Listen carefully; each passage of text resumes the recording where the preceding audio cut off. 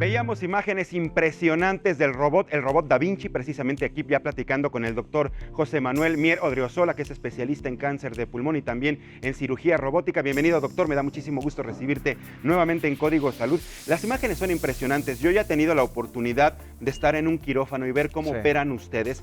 El robot por sí solo no trabaja, no opera de manera como autónoma. Ustedes realmente son las personas que dirigen al robot. ¿Desde cuándo se practica y qué tantos avances se han logrado a la fecha precisamente con la utilización de la cirugía robótica? Es correcto. Bueno, la introducción que das es totalmente acertada, Mariano.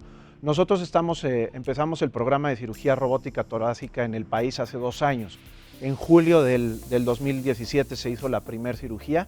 Operamos a los 2 primeros pacientes de cáncer de pulmón que siguen vivos a la actualidad y pues cada día estamos ampliando el espectro de indicaciones para la cirugía robótica.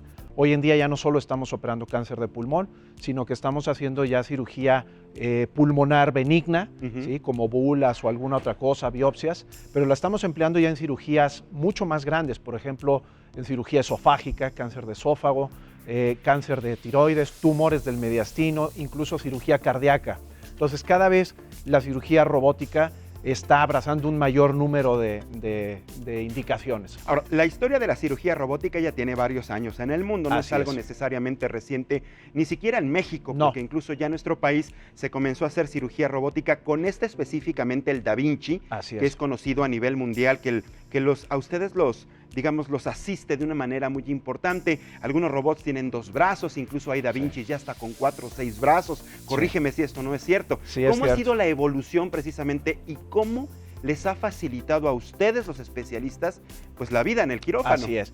Mira, esta plataforma Da Vinci, como bien acabas de mencionar, tiene más de 10 años en el mercado.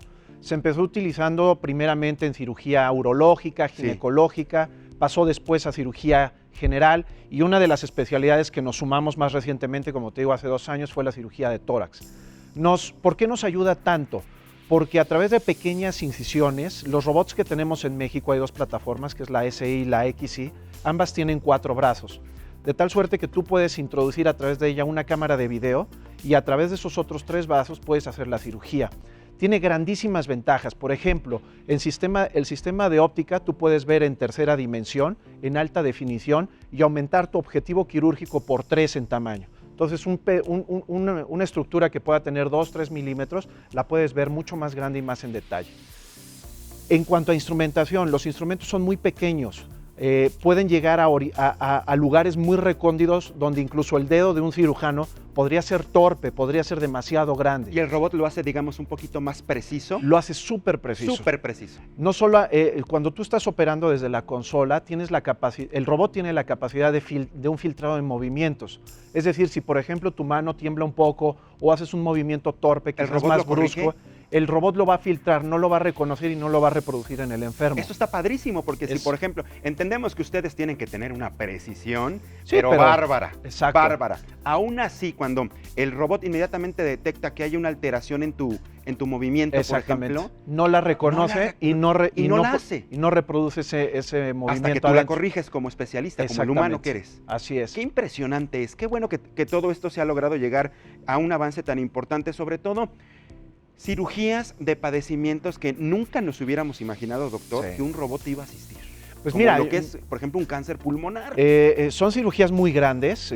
La cirugía de tórax, sobre todo la tumoral, es muy grande. Son cirugías que antes representaban muchos días de estancia intrahospitalaria, de terapia intensiva, de transfusión de sangre, de clínica del dolor, gran consumo de fármacos analgésicos y antibióticos.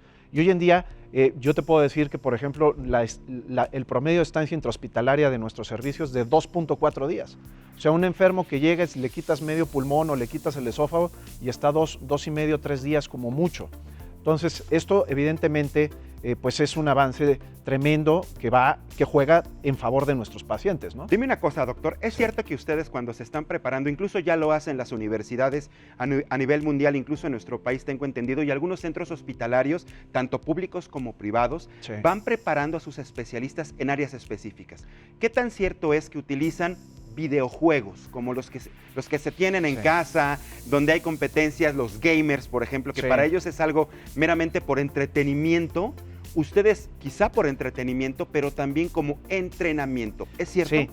Sí tiene mucho que ver y sí sirve, porque cuando tú juegas un videojuego, la consola que tú quieras, de la marca que quieras, tú tienes un aparato en las manos y tu mirada está puesta en una pantalla. Cuando el cirujano opera de manera clásica, es lo mismo.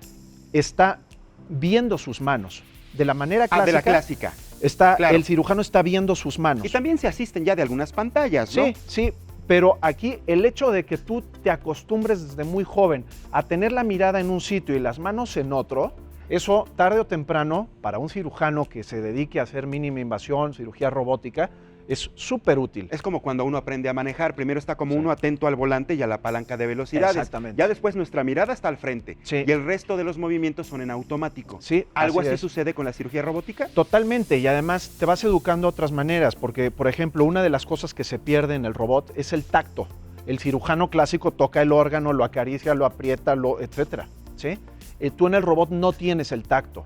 Entonces ese tacto lo tienes que aprender a sustituir pues por una imagen de mayor nitidez, por una imagen en tercera dimensión, la tienes que sustituir de alguna manera. Y eso también, esos pequeños detalles, también los adquieres en cierta manera jugando con los videojuegos. De hecho, dentro del entrenamiento para ser cirujano robótico, hay 3 etapas. La primera de estas etapas se trata específicamente de hacer ejercicios en una consola, en un videojuego. Después ya pasas a hacer entrenamiento en animales y posteriormente ya puedes operar en humanos, ¿no? Así es entiendo incluso, doctor, no me vas a dejar mentir, que también ya existen aparatos o programas de cómputo, softwares, tan sofisticados que te ayudan a tener esa sensación de la que tú nos dices en algún momento a lo mejor no la percibes porque es, digamos, los brazos del robot los que están al interior del organismo. Sí, es correcto. Pero ya tienes incluso hay determinados aparatos que ya te permiten tener un poquito más de sensación. Lo que es la parte que es la que tú percibes con los dedos. Y sustituyes, por ejemplo, la siguiente generación todavía no la tenemos disponible en México, pero ya va a salir. Los instrumentos del robot van a traer una punta, en la punta de los instrumentos traen un sistema ultrasónico, de tal manera que aunque tú no sientas, pero el robot sí va a poder poner la pinza en el órgano específico y te va a poder decir si ese órgano trae sangre, si trae orina, si es sólido, si es alguna otra cosa. Entonces, aunque tú no lo estés tocando, sí puedes tener saber qué es lo que vas a agarrar, ¿no? Y si es un vaso, pues tratarlo con más cuidado. Y dime una cosa, ¿cuánto tiempo les lleva el entrenamiento y posterior a ¿cuánto tiempo tiene que pasar cuando comienzan ya a practicar directamente en una cirugía real? Sí, bueno, mira, para hacer cirugía robótica, primeramente has de ser especialista de tu área, ¿no? Si bien sea ginecólogo, urólogo o cirujano de tórax en mi caso. Después de eso has de tener una experiencia comprobada en cirugía de mínima invasión, es decir, que ya hayas hecho mínima invasión por los métodos tradicionales, ¿no? Laparoscopía en el abdomen, toracoscopía en el tórax en el caso. Y una vez que tienes eso, tienes que pues hacer el curso completo del robot, que en realidad no te enseñan a operar, pero te enseñan a usar la máquina, ¿sí? Entonces eso comprende primeramente los ejercicios en un simulador, después prácticas en animales y posteriormente pues ya el entrenamiento tutoriado por otro experto en humanos.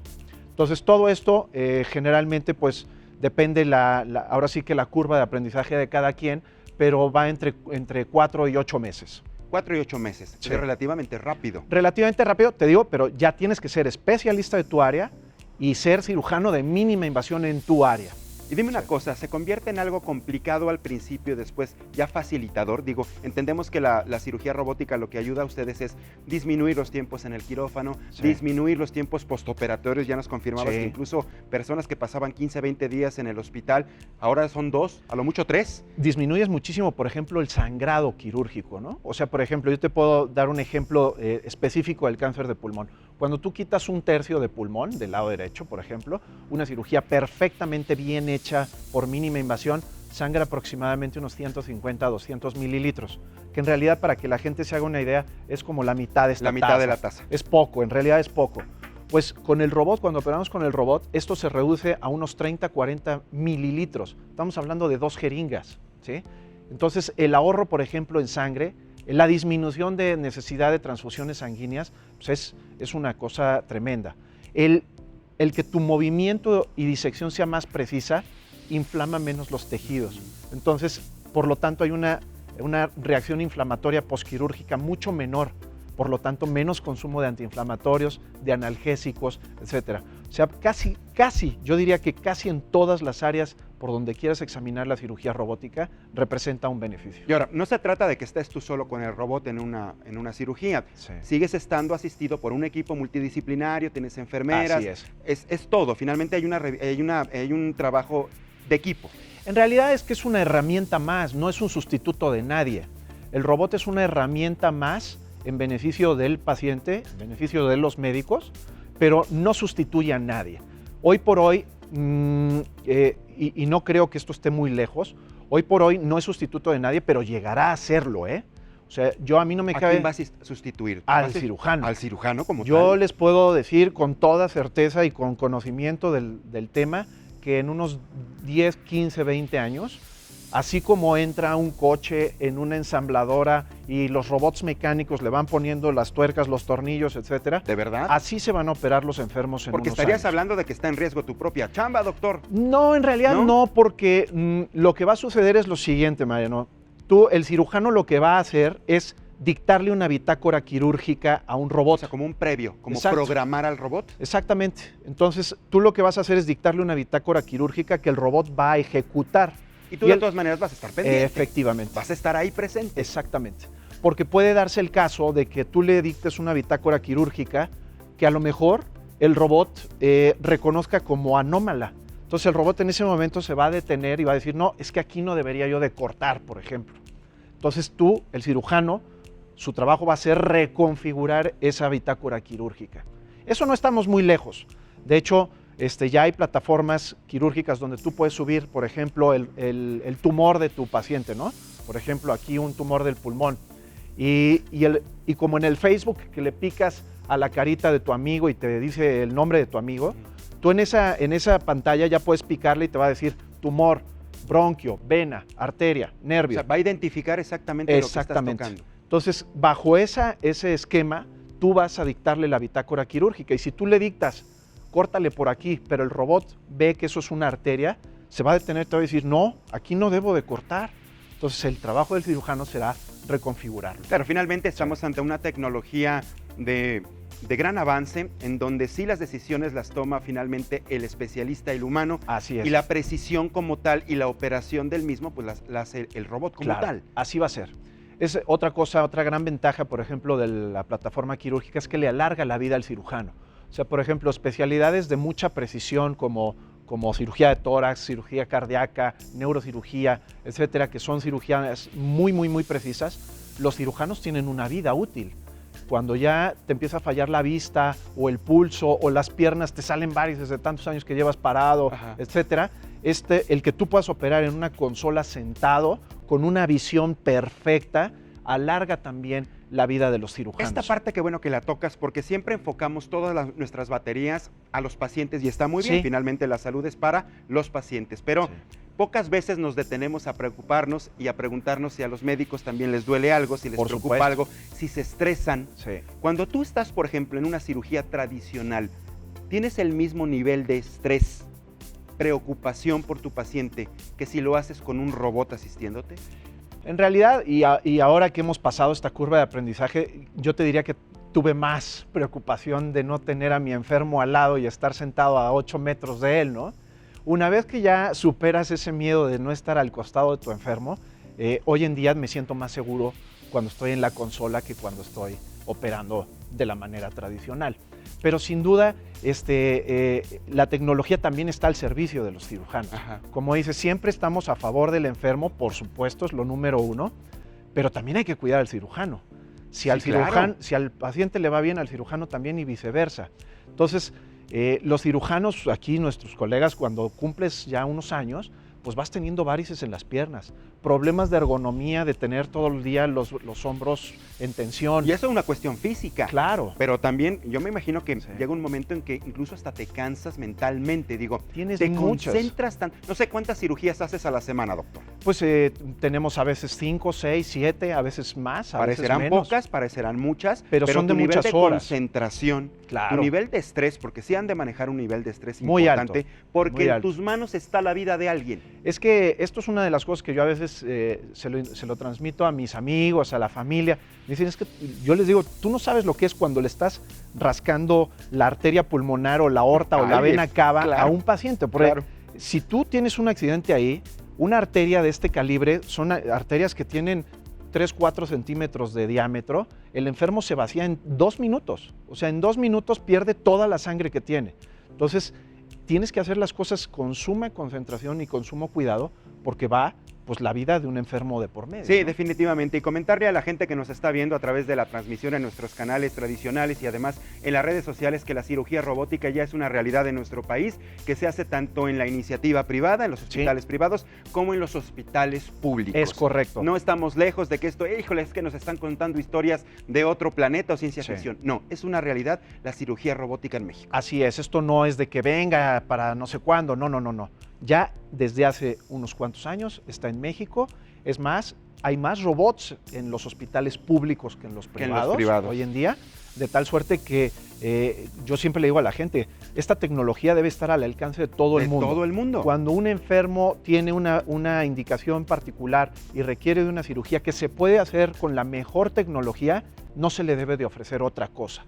No se le debe de ofrecer otra cosa. ¿Por qué? Porque está al alcance hoy de casi todo el mundo. Una última Sí. pregunta. Digo, yo sé que no es tu área, pero para que nos ayudes a entender, porque esto finalmente es una inversión. Una Sí. inversión que hace un hospital público, una inversión que hace un hospital privado. Sí. ¿Cuánto cuesta en promedio un robot para que te asista en una cirugía? Los robots están muy caros todavía las plataformas porque, te digo, solo hay en este momento una empresa que lo está comercializando. Se acaba su patente, de hecho ya se acabó, pero pidió una prórroga. Pero en los próximos años ya tenemos 4 o 5 plataformas Empresas más, que esto hará que la competencia Haya sea... competencia y tú elijas a la mejor, ¿no? Y también abaratará costos. Claro. Hoy en día Pero el ahorita, robot, ¿cuánto cuesta un el Da ro- Vinci? el robot vale 4 millones, entre 4 y 5 millones de dólares. De dólares. Sí. De 4 a 5 millones de Así dólares. es.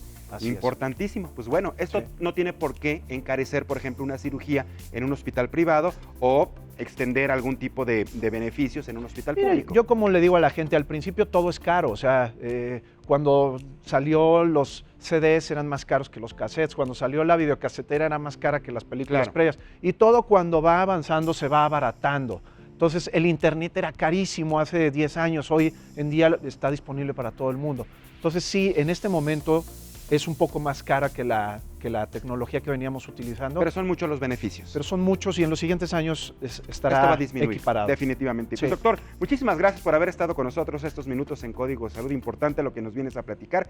Bienvenido las veces que quieras. Muy amable, Mariano, es un placer Gracias. siempre estar Gracias, doctor. contigo. Y nos invitas después, ¿no? Con ¿Te todo parece? gusto, A con una todo cirugía gusto. robótica. Va. Y vamos Código Salud para allá. Lo hacemos. Gracias, doctor. No te levantes.